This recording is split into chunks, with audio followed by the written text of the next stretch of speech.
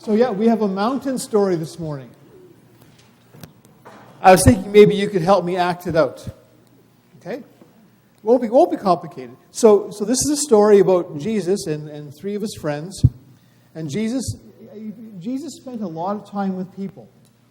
And if you spend a lot of time talking with people, and he would teach them sometimes, he would help heal them, and that's wonderful. And like for any one of us, if we spend a lot of people time, it can be very draining. And you get tired, your body gets tired, your mind gets tired, your heart gets tired from all the stories you hear. So every once in a while, Jesus wanted to get away and have some quiet time. So what better place to find quiet time away from lots and lots of people but the top of a mountain? So Jesus and three of his friends climbed up a mountain. So here, you can pretend we're climbing a mountain. Let's climb. Climb all the way up this mountain. All the way up here. All the way up the mountain. It's a lot of steps. So we're up on the top of this mountain.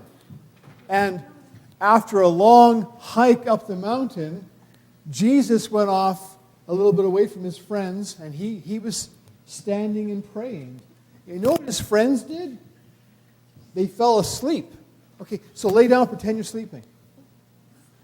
Okay?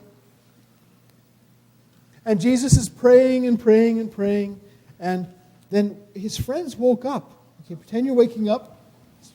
Okay, you're just waking up. Okay, ever have one of those times where you're half awake and then half asleep? John knows about that. Doug knows about that. Going through life half awake, half asleep.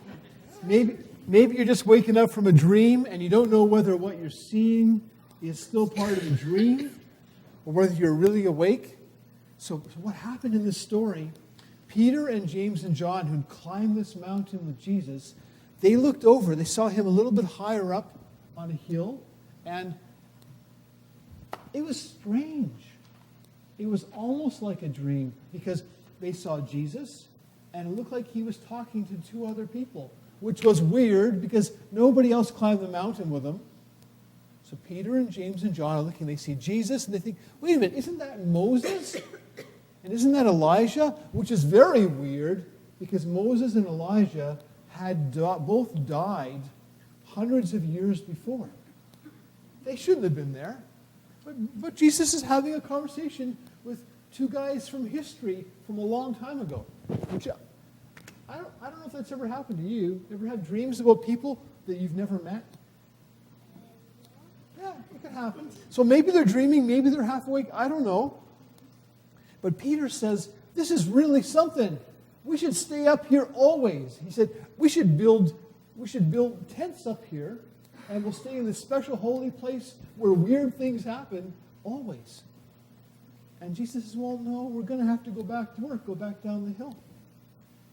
And then the two people that they thought they saw Jesus talking to disappeared. They were gone. I don't know if that was the end of the dream or the beginning of waking up. I don't know. And then Jesus says, don't tell anybody about this. We'll keep this this is just a story for us for now. And then before they went down the mountain, it looked like a beam of sunlight came all the way from the balcony, all the way down to the top of the mountain. And they heard a voice. And they thought it was God's voice saying, Jesus is my beloved Son. Listen to him. So they did. And then they followed him down the mountain. Let's go back down the mountain. Back down the mountain. It's a big mountain. Be careful. Look out for where that goat was. That goat left something. Yeah. Step over the goat stuff. Okay. Careful, the rocks are a bit loose here. We might slip. Okay, be careful. We're coming back down the mountain. Did we make it all the way back down the mountain? Yeah. So now we're back down in the world where there's people again, and it's busy.